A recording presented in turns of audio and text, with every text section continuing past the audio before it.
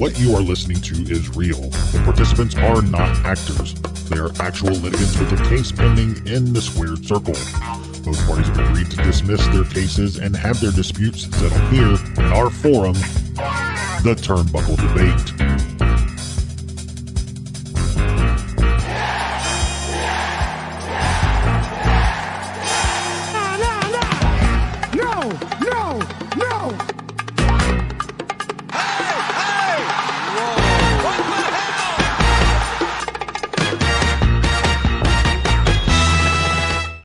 Hey everyone, welcome back to the Turnbuckle Debate. My name is Sneed. I'm Chad. I'm Tom, the OG Fit Kid, the staple of the Turnbuckle Debate. And our special guest joining us today, we have Shay Sawyer from the Big Pop Theory podcast. Shay, what's going on? Not much. It's my day off, and I'm getting to debate about some very hot topics right now in wrestling. So it's a good day. Thanks for doing the show. Excited to have you on. Let all of our listeners know a little bit about the Big Pop Theory and everything else you got going on. So the Big Pop Theory, it is me and my co-host, Bad Guy Jack, and we basically just talk about all the current events in wrestling. At first when I started, with my journey into podcasting, I only spoke mostly about NXT, and I was like, there's so much going on. Like, I don't want to just keep myself in one thing. So I was like, I want to make a podcast where I can just talk about anything, whatever's going on right now, and just kind of have fun, say whatever is on my mind. And that's kind of where the Big Pop Theory podcast came in. So yeah, and I'm here. I appreciate you guys having me. I love the name of the podcast too. I love the Big Great Pop. Name. Yeah, Great name. It took us hours to come up with it. Yeah, it's a good name. I mean, so many times you see wrestling podcasts and it's pretty bland, but that's a name that if I were scanning and I saw the Big Pop Theory, I would be like, what's this about? Good. That's good. I like that. definitely got a big pop for me. So yeah. All right. So what we're going to do, Shay, we have 3 topics to debate. We'll go 10, 15 minutes per topic. Get in where you fit in. We're going to debate. Like I said, I told you before we recorded, don't take Tom too serious. Just want to kind of say that live too, so the listeners know not to take him too serious either. Yeah. All right. Sneed's trying to hedge his bets, Tom. I see this. Yep. All right, guys. If you guys want to get into it, we have 3 topics, and I have the first one on deck. You guys want to do it? Let's do it. All right. First topic of the evening. CM Punk calls Hangman a peg warmer. Is this a work or a shoot? Now, are we just talking?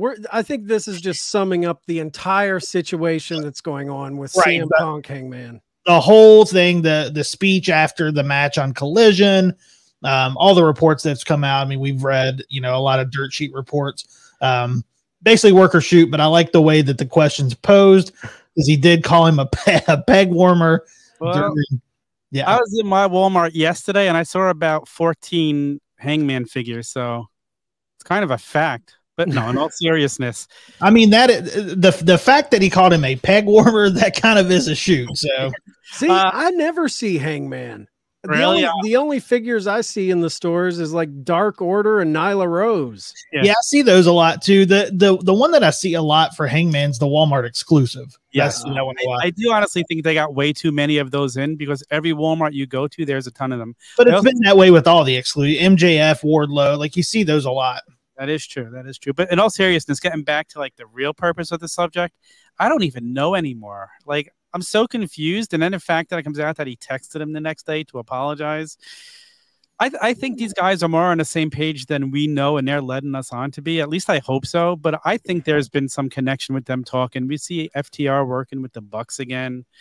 I don't know. I'm hoping All In leads to maybe that's the story we need for a quick build up to All Out. Because what else could build to a pay-per-view a week away that's going to get people to buy another pay-per-view and spend that money? Well, there's one great story built in here that would do it. And that's right here. Now, whether it's happening or not, I don't know, but I think it would be a great idea. And I will say this, you could go back to last week's Collision and listen to Ricky Starks and how awesome promo he had. And that little line about him dropping it, if you want a war, I'll bring a war, just made me wonder if he's bringing the Elite to Collision this week. That'd be something. I feel like that would be a stretch. I mean, I wouldn't be opposed to it, but I think it's a total shoot. I think this is real. I think CM Punk just popped off at the mouth a little bit like he does. And sometimes I don't think he even means a lot from it. I think he's just kind of throwing what he thinks is funny, and it has so much more weight behind it for other people, and it becomes this big, serious thing. But I think it's a shoot because, like I've said from the beginning, I don't think the people that make the decisions there, Tony Khan, the EVPs, I don't think they have the balls to put their personal bullshit aside and give us the story we want. Because if they would have already, that's the only why wait? If it doesn't make sense to me that this is a work, because what are you waiting for? If everyone is on the same page wanting to do this angle, you do this angle as soon as CM Punk returns. So the fact that it's still kind of going on, and the FTR Bucks thing, they never really had beef to begin with. So it doesn't shock me that they're working together. They've already worked together twice. It's obviously the two best tag teams in that division that have a lot of history. So it makes sense. I think it's Punk versus the Elite. I think one side's wanting some sort of apology, and they're worried about working with him because what's he going to say? Is he going to fly off the handle again? And I honestly think Punk would be willing to do it. I just don't think the other side's willing to do it. And I don't think Tony has the guts to force them into this storyline. I'll also say this real quick. I think he did it just to draw heat from the crowd, and then afterwards realized, oh shit, I probably shouldn't have done that. And that's why he sent out the text the next day. Yeah. I don't think he did it with maliciousness. I think, hey, I'm in his hometown. They love him. He was just having fun. Yeah, exactly. I don't think his idea of fun, regardless if you think it's stupid or not, I think it's his idea of fun.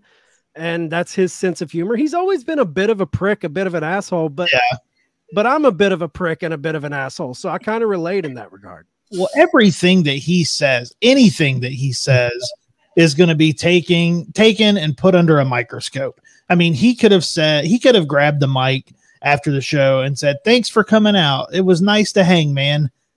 And they would have taken that as, well, what did he say, Hangman? What do you mean by that? What do you think by Hangman? I mean, I think this is just a total shoot, man. It's him having fun. I agree. We've said this 100 times, but they don't have the balls to do this story. They should. And if they do the story now, I don't know if I really even care as much. It's just gotten way out of hand for me. With it not being done on television, things getting brought out in the dirt sheets, and that's kind of where this story has lived. The fact that it's just lived in the dirt sheets, if they actually do it now, it just takes away so much steam from me.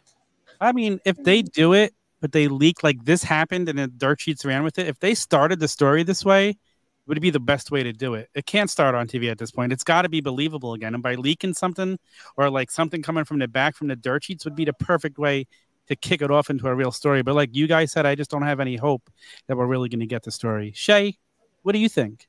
I actually agree with you. I think this is a complete, I feel like it's some truth to it. Like, I feel like they actually do have beef. Obviously they do. I mean, there was a lot, but I think that they're now trying to slowly work it out and, how do these things always end up to go up on the dirt sheets, like right at the right time? Like, I just don't think it's a coincidence. I think that they're working towards something. I think that Punk knows that that's a big part of who he is.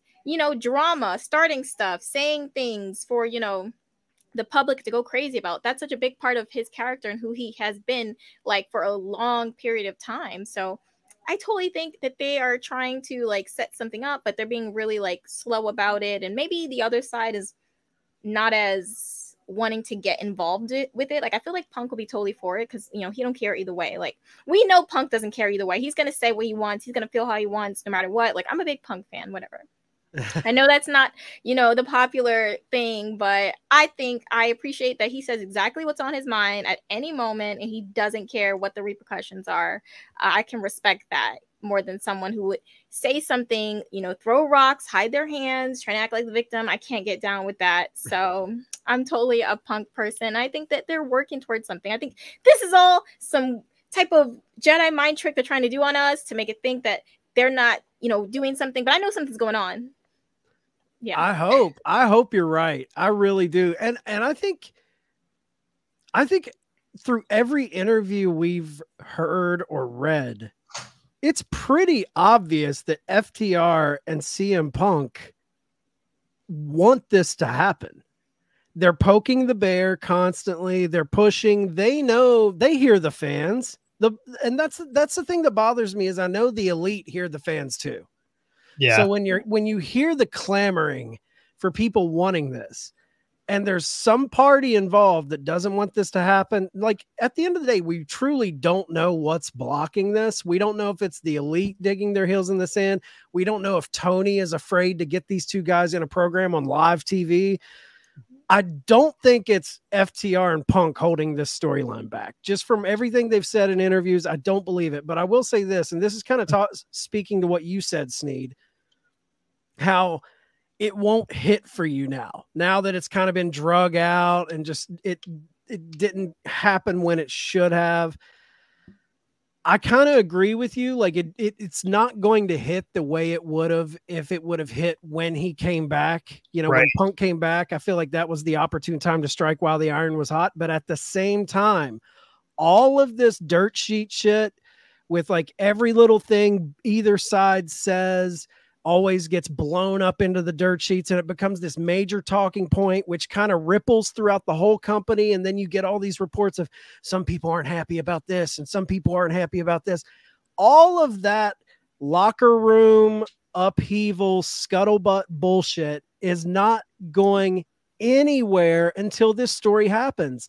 The only way fans stop talking about this shit and dirt sheets stop reporting on this stuff is if the storyline happens. That's the only thing that'll get. So I heard Brian Alvarez on Wrestling Observer saying people just need to stop expecting it to happen because it's not going to happen. It's not going to happen. So stop talking about it. So it's not an issue. It's like, dude, it's never going to go away. Yeah. It's never going to go away until you book it. Book it. Give us a good program, and then we'll move on to the next thing. But there will always be fans clamoring for it, and there will always be dirt sheets reporting on it because you're not giving us an answer here. Yeah. I just feel like they don't know what they're doing with Punk either. I feel like they pull this guy in a million different directions, and there's so many, like, what's going on with Samoa Joe? What's going on, with Ricky Starks? What's going on with the real world title? FTR. What the fuck? What are we doing, man? There's too much. That's a great point, Sneed. That's a great point. I think it's kind of twofold right there. I think the biggest thing that's pulling him in all of these directions, I think it's self-imposed by CM Punk himself, because I think they have this new show, Collision, and I think they want him featured in every way as much as he can be. So, like, he is carrying that show on his back. If you look at the numbers, every time he's on screen is when they're pulling the biggest numbers. And I think they're just trying to, like, throw him with as many people. But I'm with you, Sneed. It does seem like every week is he feuding with Ricky Starks? Is he feuding with Samoa Joe? He just went against House of Black for the trios titles. Like, what's going on? Like, and that is that going to be a problem if they just oversaturate us with Punk and story? Because I know, if you oversaturate with somebody, you just get old. It just gets tiring. Yeah. It was very confusing as well, because it's like he came in, he had his first match with Jay White and Bullet Club Gold, and we thought that was going to be something, but it wasn't anything, and then they moved on. It's like, what's going on? I'm really confused, actually. Yeah, it cracks me up because they're giving us literally him with everyone but the people we want him with. Right. Like, let's put him with House of Black. People like House of Black. Let's put him with Joe. He's got history with him. Let's put him with Ricky Starks. He'll elevate a young guy into the main event scene. Let's put him with Jay White. That's a dream match. New Japan. Oh, shit. Yeah, we all want the elite. Come on, man. Like, has there been any response from him for Samoa Joe? Has he said anything? Got choked out in the main event. Yeah. Nothing since. But tune into Collision Saturday to find out what he has to say. Yeah. But I agree. Like, I know he would do the story. Punk is about making money. He wants to go out there. He wants to tell a story, and he wants to sell tickets. He wants people to tune in. He said that with his first comments about Hangman when he was questioned. He goes, I'm just trying to sell tickets. That's all I'm trying to do. He would work with these guys. I even think Omega would. I think it's the Bucks who are the soft guys here who don't want to do it for some reason. But again, now they're working with FTR again. FTR is friends with both guys. Maybe they could be the bridge to get them to all work together. It's going to be interesting. We're going to see everybody under the same roof for a couple of weeks in a row because they're doing a double taping of Collision and Dynamite. Then we got All In, and then we got All Out. Like, man, what a perfect place to start this off in front of 80,000 people at Wembley if that's where it kicks off. Can you imagine the reaction that would get? Like, I keep saying this, but it's like we put stock and think, could this really happen? And if it doesn't, we just let ourselves down all over again. I think go ahead, Sneed. Well, I was just going to say, if it doesn't happen at Wembley, if it doesn't kick off at Wembley, then what? Like, it's always going to be the next thing, right? It's always going to be like, oh, they're waiting for All Out, and then All Out passes. Oh, they're waiting for Grand Slam in New York. You know, Double or Nothing 24. That's what I'm saying. It's always going to be that until they give it to us. Like, it's always going to be. It's going to happen next.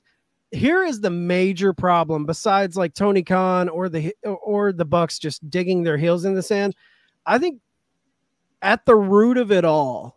And it's so funny to me, the thing that gets CM Punk up and excited for a feud is the same thing that the Bucks do not want to do. CM Punk likes being in feuds where it's a little bit personal. He likes pulling on reality and screwing with people's heads in kayfabe. He likes digging. Think of the stuff with Triple H and all the personal shots in those promos between those two guys. I mean, he said he's going to slap the tattoos off his skinny fat ass. You know, that whole thing back in WWE, he thrives on almost being in a feud where he's got a chip on his shoulder with the opponent.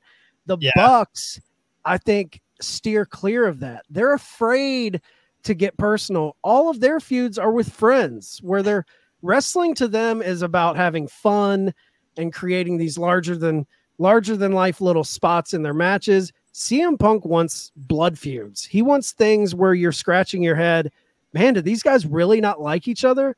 And I think it's like the differing philosophies of the two talents is what's at the crux of why it's not happening. That's why Punk wants to do it. He's driven by that type of storytelling, and the Bucks are the complete opposite.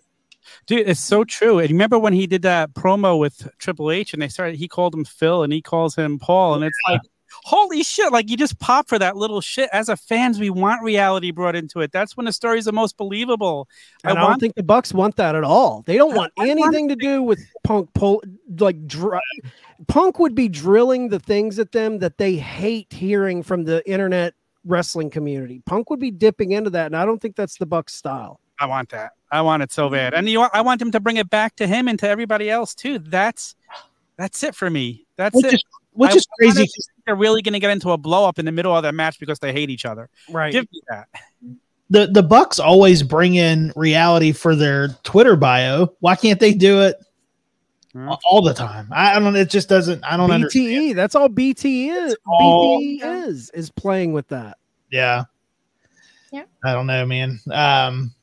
Well, does anybody have any final thoughts on Punk and the Elite before we move on to the next topic? I'm with Shay. I'm a CM Punk guy. Yes. Shay, do you think this happens? Do you think we finally get this feud? Do you think it ever happens? I don't think Punk's gonna let it go. Like, I feel like he's always gonna say something a little bit. Like, he's always gonna say something. Like, I feel like one thing with him is he thrives off of authenticity in his feuds. So he's not gonna let it go. He's gonna keep poking it until he gets what he wants. So I think it's gonna happen at some point. He's right. This needs to happen. Yep. And Punk gets what he wants a lot of times. So I think he's going to try and force the hand where he's just not going to let it go. Yeah. All right, guys, we will move on to the next topic of the evening. Who is right in the Judgment Day, Damien or Finn? Now, Shay, this was your topic that you brought to the table, so I'll defer to you to go first. Clearly, Finn is right because Damien, Sir Leatherpants, Senior Money in the Bank, has been literally trying to sabotage Finn for weeks. He got mad because one time Finn came out, but he was trying to help him win a match one time, and now all he does is come out for every match that Finn has, and literally on purpose with that ugly green case. You see this ugly green case. He just gets it involved, and somehow Finn loses. It's very nasty. It's rude. Finn should be champion right now as we speak. He should be coming out with the big belt right around his waist, and he isn't because of Sir Leatherpants, Damien Priest, and it is not okay. It is so evil, and honestly, I just want Finn to leave this group. I don't want him to be in Judgment Day anymore. I am done with the whole group because why are you guys always coming out? Sometimes just stay in the back. Rhea and Dom, you have NXT stuff going on. Deal with that right now. You're going to lose your match to freaking Lyra Valkyria and Dragon Lee at Heatwave. Deal with that. Leave Finn alone. He needs to go with JD. Go with JD McDonough. That's what he needs to do. I think that's so much better than dealing with this treacherous man who just literally means Finn no good. It is very awful, and it's not okay. But wait, I have a question for you then. What if they kick out Damien Priest and it's JD, Finn, Dom, and Mommy? Then I think that they've made the best decision that they've ever made in their entire lives. I think that's perfect. But I think Damien needs to go and fail his cash-in, as we know he is, and just leave Finn alone and never bother him again. They just need to not be in the same room. He needs to be drafted. We need a random draft to happen this coming Monday and just draft Damien Priest. No more drafts. Draft this man to Collision. Get him away from Finn as far as possible, please.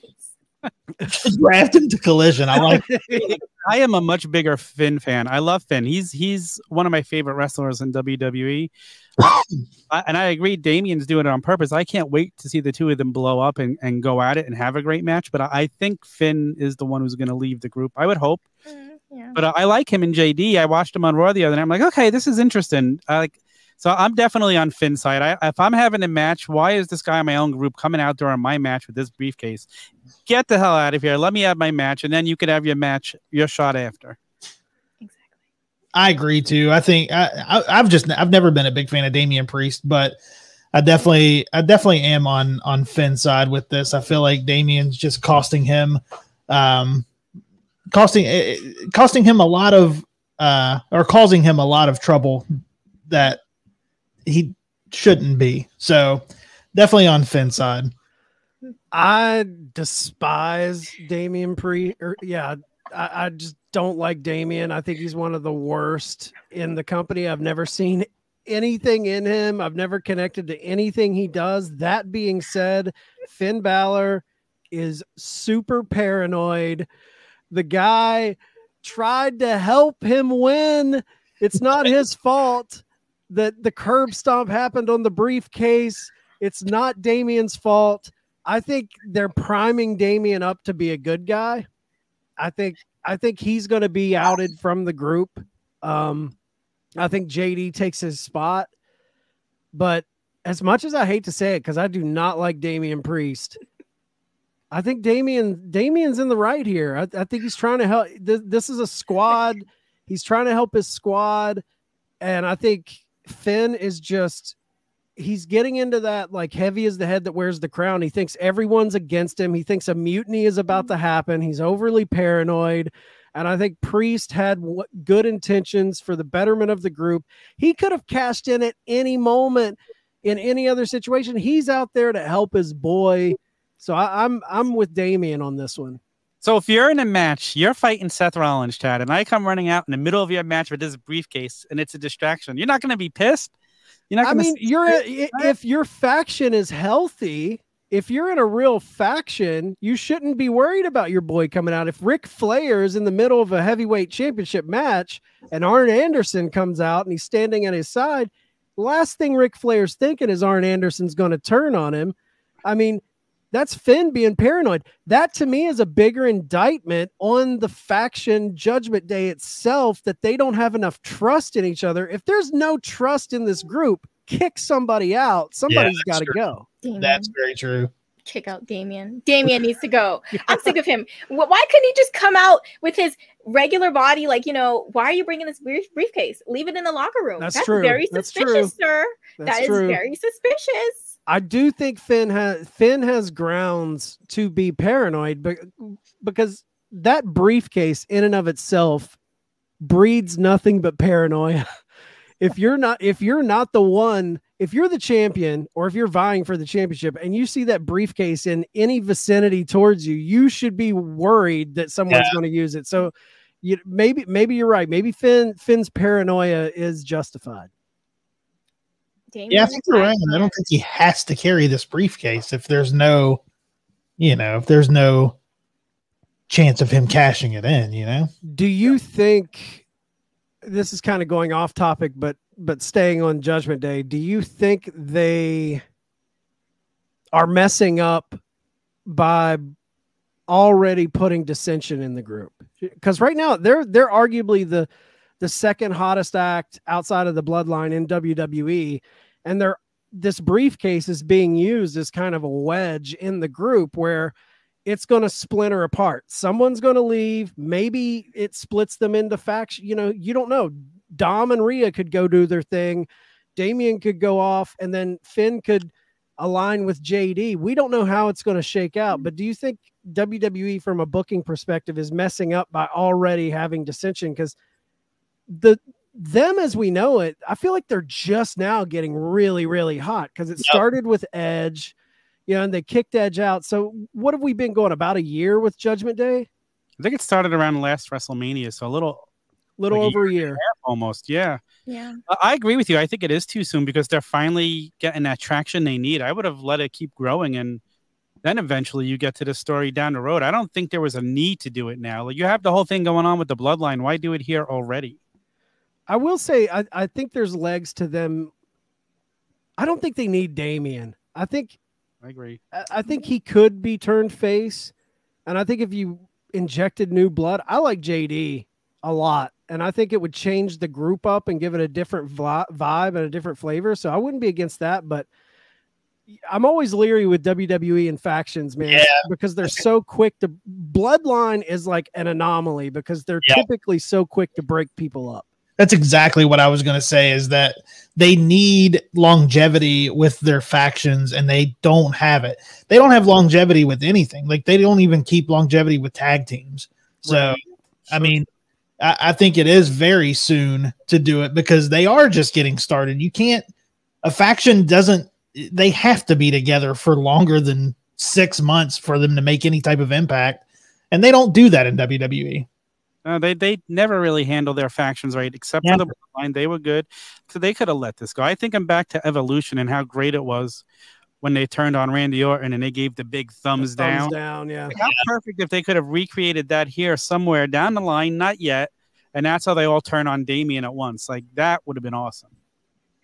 That was such a great image. I literally got when they used to have little magazines that they would send out every month. Like, I had that and I put it on my wall. Like, even though I was a fan of Randy Orton, but it was like an iconic moment. Okay. Like, it was. But yeah, like, it's so soon to break them up. And it would be a shame if they broke it up before Finn got some gold. Like, I think they need to say that every person in a group touched some gold. Like, if it just ends with Finn never getting anything, I think that would be such a detriment to him. Like, I feel like he's been slighted so much in his time on the main roster. Like, I just don't understand what happened between NXT and the main roster. Like, things have been so weird. A year ago, we knew it happened. It would be, they got called up and Vince was in control. Right. Now Hunter's in charge, so it should be a little better because this is the best version of Finn we've seen on the main roster.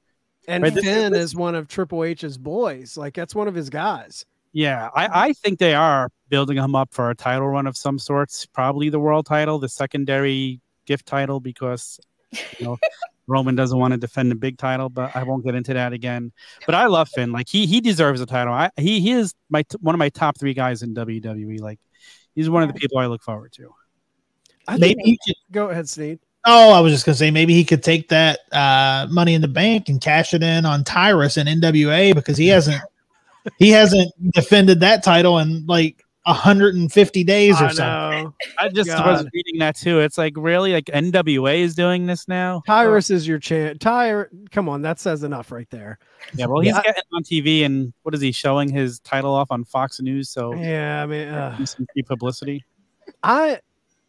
I think they made the wrong move by the dissension between Finn and Damien. Like this angle, it's a typical angle. It's a very predictable angle to me that WWE would do with, you know, the paranoia, the briefcase, splitting the group a little bit, Rhea calling down Finn in the back, like he was out there to help, you know, all of that. It's very typical to me. I honestly thought there was a chance Finn could win that gold, and then all of them would be standing there. You would have Finn with the participation trophy heavyweight championship.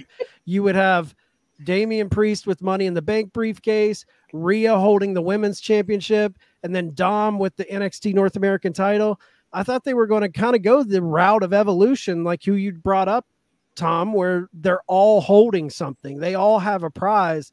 And I thought that would have been the more like out of left field move, because I wouldn't I was expecting dissension with Damien in this briefcase. And I think they just kind of went I know we say predictability in wrestling is sometimes a good thing. I don't think that was good predictability. Yeah, I agree. It's just, it was the easy road to take, and you didn't have to take it. Yeah. Yep. And I also don't think that Seth has any like serious feuds going on. Like the belt is just sitting around his waist, collecting dust, essentially. They could have put it on Finn, and you have a storyline of, hey, maybe Damien cashes in. You know what, Finn? I want an opportunity. Let's do it at the next pay-per-view. Damien loses, obviously, just like in your house in NXT. And, you know, then they just, you know, respect, go back to whatever life was after that. And Damien can go back to losing matches to Bad Bunny. And, you know, the Judgment Day is good. They can do that. I really get, like, from this whole topic, I really feel like Shay doesn't like Damian Priest. I love that. You come at Finn, it is over. Finn is my top guy. I will defend him. And when they're cool, if they get cool again, Damien, we are cool. You're from New York. You know, yeah. I think they're in a tough spot, too, because I'm with you. I don't think Seth doesn't have this monumental feud going on. But at the same time, and I do think if Finn would have won it, there could have been more of a story there with him and Damien having the briefcase, and is Damien in his corner, and you could play pretty much doing the same thing, but with a title involved. But the thing with Seth, I feel like they are trying to legitimize that participation trophy heavyweight championship. And it looks to me, especially with Shinsuke Nakamura being his next opponent, and we all think Shinsuke's been vastly underused since, I mean, NXT, he's another guy, crushed it in NXT, won the Rumble, and they still haven't done anything with him. So I'm not against him being put into that spot. I actually think that's pretty cool.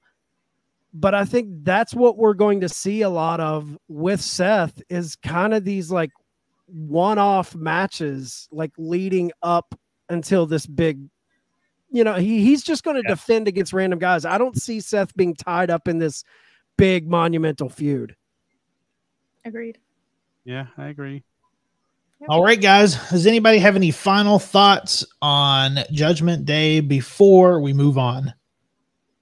Down with leather pants. That's my final thought. Down with leather pants. All right.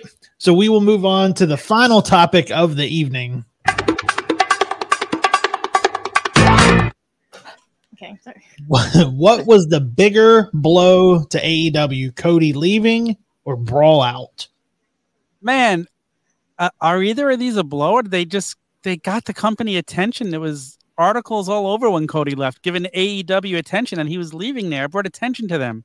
I don't think it hurt them by Cody leaving. Like, they didn't miss a beat. what was he even doing at the end? Like, people were so angry with the fact that he wouldn't turn heel when he was acting as a heel. People wouldn't just go along with it. And Brawl Out got people talking again. It proved we didn't need any of those guys in AEW for the month and a half afterwards when they weren't on TV, and Dynamite was just fine. It brought the locker room closer together than ever, Brawl Out. Like, you know, everybody was joining forces and trying to make things better from what we understood. I don't know if you could really say either one of these were a huge blow to the company. It didn't derail them. It didn't kill the ratings. It didn't stop people from buying tickets. Tom, are you really trying to tell me that neither one of these things were a blow to this company? This company was riding high. This company was coming off of Adam Cole and Bryan Danielson debuting, and then Punk and all of these. I mean, 2021 was a big year for this company. Their ratings were climbing. Everything was solid. I think both of these were major blows to the company. Not saying that they were using Cody in this grand way towards the end. I mean, I think a lot of the fans were revolting because they were wanting Cody to turn heel. But at the same time, I'm not thinking about they lost this major storyline with Cody, but it was a crack in the foundation of this company. You have a guy who was essentially at that time viewed as the face of the company.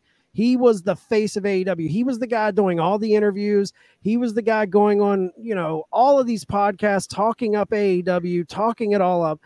And then all of a sudden he jumps, he leaves, he gives these cryptic interviews where he's like, hey, it was a personal disagreement. And so everyone's thinking like, well, what's going on? And then he leaves. No one in a million years thought Cody Rhodes was leaving that company 2 months prior to him leaving. Everyone thought he was a lifer, like he's down for the cause. And then when he leaves, I thought that was a major blow because that got people thinking. I think that was the predecessor to Brawl Out because it got everyone thinking, what's going on in the back? What's going on in the locker room? What's going on in the front office of this company that would make a guy who carried this company on his back for the first 3-4 years of it to just be like, you know what? I want to leave. And I know everyone can say, Cody had bigger dreams to go win the title. His dad never won. I get all that. And I think there is a little bit of truth in that. But if the company that he thought he set out to build was doing everything that he thought it should be doing, Cody Rhodes would still be in All Elite Wrestling. Something went wrong and he left. But also at that time when Cody left, we're all like, oh my God, he's the first one. Who's going to follow? It's been a year and a half later and not one person has followed. Not one other person has jumped ship yet. It's very true. But look at all the backstage bullshit that's happened since he left. Yeah. I was going to give you credit and say, yes, I do think that you're 100% right. I didn't think of it that way. He was the first show in the crack of the foundation, and people started questioning what's going on in the back over there. And I think there's a lot to be said. Like, judging by the way the locker room, the news of the Sammy fight with Andrade and all of the contentious shit that has happened in that locker room since he left, to me, outside looking in, it looked like he was the glue of the locker room. He was the guy that kind of bridged the gap between the WWE mentality of the CM Punks of the world versus the Young Bucks mentality. Not to say CM Punk is a WWE mentality guy, but you get what I'm saying. Like, Cody was kind of riding that middle. He had one foot in the indies and one foot in the majors. And I feel like it looks like he was the glue of that locker room because it's been nothing but upheaval since he's left. Yeah, I think 100%, not even a question for me that Cody leaving was the bigger blow. Both of these are big blows, but I think Cody, and not so much for the on-screen product, but like you said, Chad, I think glue of the locker room, but more so than that, I think Tony lost his rational, cool, level-headed decision maker. And I think that Tony relied a lot on Cody to not make a decision out of fandom. Because I love Tony, but Tony's a big fan, and I think that plays a big part in some of the decisions that he makes. And now he just has all the power, and he doesn't have that mind for the business to help him make those rational business decisions. Because I mean, any video you see of the Dusty position backstage at AEW, it was always Tony and Cody sitting there. Good so point. I think that, you know, not like I said, not so much for the on screen, but I think that him leaving was a bigger blow. But and you talk about him being a fan, he also needs to grow the balls and tell CM Punk, you need to stop doing this, and talk to the elite and saying you need to work this program for the company because that will bring in numbers. And he doesn't have the balls to put his foot down and tell people what to do. All right, I feel like I'm gonna say a unpopular opinion, but I think that the Brawl Out had more of an impact because I feel like it gave a bit of like tackiness. Like it just came off tacky. With Cody, I feel like yes, it made people start to wonder some things, but also I feel like it made a lot of different people in the company strap up their boots and kind of step up. Like it forced them to step up. And I feel like that was helpful. Like I feel like a lot of people who were kind of in the back burner kind of started coming to the forefront. So that's why I kind of feel like the Brawl Out was a little bit worse because it just started to feel very tacky to me. I was like, oh my goodness, what is this? Okay, this is interesting. And I'm a big Punk guy, but I'm like the whole situation, not just him, but like everyone involved. It was just tacky. Like you guys are just, you know, starting out. You're still babies. Like this is still a baby company. And this is like your main issues. Like your most like talked about things or everything that's going on in the back and all the fighting and the crap. And that shouldn't be the thing kind of overshadowing, you know, your business. It should be what feuds. That should be what is overshadowing. And unfortunately, it's not that. And even today, like obviously when we talked about in the beginning, like, you know, Punk and, you know, the elite, like it's all that really kind of is to be talked about. Yeah, we'll talk about a feud here and there, but the main thing is, are they gonna, you know, do it? Are they gonna, you know, bring this real thing to the forefront? And it's not about the product itself. So I feel like the Brawl Out definitely was more of a negative. I feel like Cody kind of forced them to, you know, man up, honestly. No, I think you're right in a lot of ways because Cody might have showed the crack in the foundation, but I do feel like Brawl Out divided the locker room. Like when Cody left, I don't think there was any division. It's not like him leaving made half the locker room say I'm with these guys and half the locker room. So there is that, like the Brawl Out, as ridiculous as it is, it probably did divide the locker room a lot worse and put more of a spotlight with the dirt sheets. Because Cody leaving was just like a free agent leaving. It made you wonder why he left, but that the Brawl Out made you be like, man, now they are totally divided. I still say, dude, you got in a fist fight. Get over it. Yeah. You know what I mean? Like, that's my whole take. Like, he talked some shit at the press conference. You got in a little fight. A squabble. And you're still crying about it. Like, that's my big problem with the Brawl Out. It's like, it's not that big of a deal, guys. Just move on. It's the fact that they haven't moved on from it, that it's still an issue that does make it probably the bigger blow. You know how many bigger fights there have been in dress locker rooms that we've probably never even heard of? Or other ones that was squashed so easy, like the thing at Raw a month ago. We had the Jericho and Brock Lesnar thing years ago. There's been, and they're always just washed away right away. You'd never hear about it a year later. I think it's just because CM Punk and everybody wants to blow up everything this guy does. Yeah. And again, that's partially his own fault for being an outspoken jerk. So, and again, I think a lot of it's leadership too, man. A lot of it's leadership. Like, if this would have drug on, Vince McMahon just would have been like, you know what, you're fired. Mm-hmm. I'm tired of hearing about it. Get over it. Get on with it. Or you leave the company, because no one was bigger than the company. And I feel like Tony Khan thinks these guys are bigger than the company. And the sad thing is at this point in AEW's career, they kind of are bigger than the company in a lot of ways. If you would lose the Elite and CM Punk both, like if Tony Khan came in and said, you're working together regardless, and they all said, no, we are not going to do it, and he just shit-canned them, fired them, got rid of their contracts. Like, could you imagine an AEW right now without Kenny Omega, the Young Bucks, and CM Punk? It would hurt them. They're 4 years into their company. It would hurt them bad. I love how you don't even throw the Pegwarmer's name in there. I always forget Hangman's even involved in this situation, but he probably kicked the whole situation off. Oh, actually, didn't the whole situation kick off from the Dynamite that we sat front row? Yes, 100%. That's when Punk made the comments towards Hangman. 100%, Sneed. You were there? Oh, yeah, we were in the front row, all three of us. Okay, it's like it was the Hangman promo that he cut on Punk, and then I think we were there for Punk to respond to it, right? When he dropped the Hangman thing. This is the coward shit because he called him out, sat down. He did the angel in the ring. Yeah. Yep. Yeah. Wow. Great point, Sneed. I didn't even think of that. Wow. Yeah, I don't know, man. I think Cody leaving, I just feel like Cody not being there, I think that was just just kicked off a lot of things that it just kind of made it seem like it was the inmates running the asylum without him, without a decision maker. Dude, maybe if Cody doesn't leave, Brawl Out doesn't even become what it is because he's in the back to help handle it.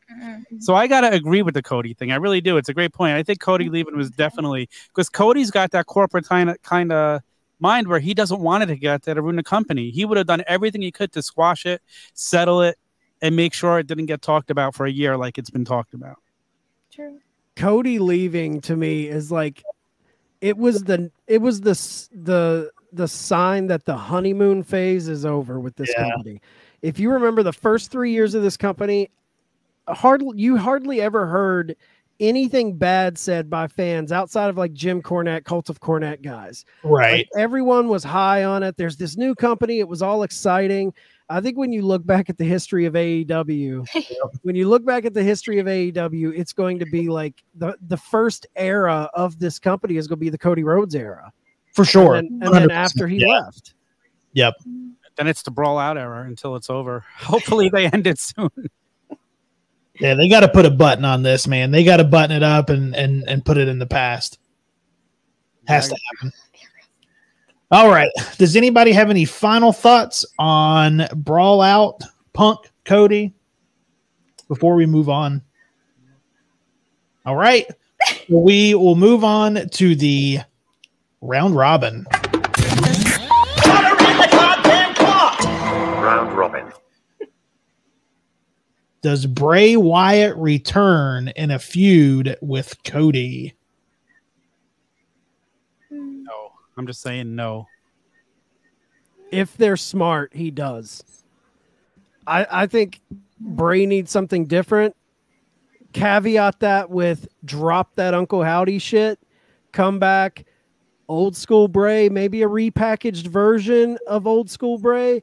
But if anyone can revitalize Bray after just kind of just getting too David Lynch and weird for me. Like he's trying a lot of weird stuff that's not really landing. If you put him in a good feud with Cody, Cody's super hot. I feel like they could tell a good story together, and it would be a great way to get Bray back in the main stage. I'd love to see it. I don't think it's going to happen, but I would love to see it. Okay, so here's my thoughts. I think that would be the best bet. And the reason I say that is because WWE has certain people that they put out to be those people to kind of wind people back in when they're trying to kind of get themselves adjusted. The Miz, Seth, and Cody are those three main people for me. And Ricochet is starting to kind of become one of those because, he has this thing with Logan Paul. The Miz is obviously busy with LA Knight. And then Seth is with the title. And I don't think they would just push Bray straight to a title. So that leaves Cody as that guy to usher him in. And I just think that would probably be the best bet. And I think it would make for a really, really great, feud altogether. I think they both would deliver. And I agree. Uncle Howdy stuff, stop it. I hate it, please. But yeah, I think that it would be good with Cody for sure. But from what I understand, Bray is the one pushing for the Uncle Howdy stuff. He wants to finish the story. I get wanting to finish the story, but come on, man. It just wasn't landing. It was. I agree. At the end of the day, you can put all of this like smoke and mirrors and craziness, but at the end of the day, you're just a guy in a ring with a mask on. Like, that's why the Fiend never worked. All the pageantry before the match, but once that bell rang, it was just Bray Wyatt in a creepy clown mask. It's like, what next? My only reason I think this is going to happen, because we've got a long road to go before WrestleMania 40, where I think everyone thinks Cody is going to be against Roman Reigns and probably going to win the belt. You got to have some story. He just finished up a 3-match, pretty substantial little program with Brock Lesnar. Who's next? Bray would be awesome. Yeah, that would be it. I think it would be great. I think it'd be great for him. But they have to October's right around the corner, man. Halloween, Bray Wyatt could be a lot of fun. They have to button up the Uncle Howdy stuff real quick, though. Yeah. If he wants to put a button on, if he wants to end it and finish it, they need to finish it quick. Yeah, I agree. Because that shit sucks. All right. Well, Shay, it's been great having you on. Let everybody know where they can find you and the Big Pop Theory. So you can find me at Shay Sawyer _ on most platforms. It's so simple. I know. I wish I could have made it a little bit more cool sounding. And you can catch the Big Pop Theory podcast on, I think it's Google Play, and you can find it on Apple, and you can find it on Spotify. Obviously, our Instagram, our Twitter. We are everywhere. And I'm working on something on Mars. I'm kidding. No, I'm not. But yeah, you can catch me there. I just want to say thank you so much for having me. Like, this was so much fun. I loved all the topics, and you guys are just amazing. Yeah, we'll have to have you back again for sure. Yes, I would love it. Absolutely. Definitely. It's been a lot of fun. Shay, it's been great having you. That is going to wrap us up for this edition of the Turnbuckle Debate. Make sure you guys are going to theturnbuckletavern.com for all of your tavern needs. Tom, you know what the deal is, man. It's your time to shine. Get your shit in. Kid, Twitter and Instagram. Don't miss Fig Night every Tuesdays. And the AEW wrap-up every Sundays at 10 p.m. Me and Mike Belcaster. All right. With that being said, court is dismissed.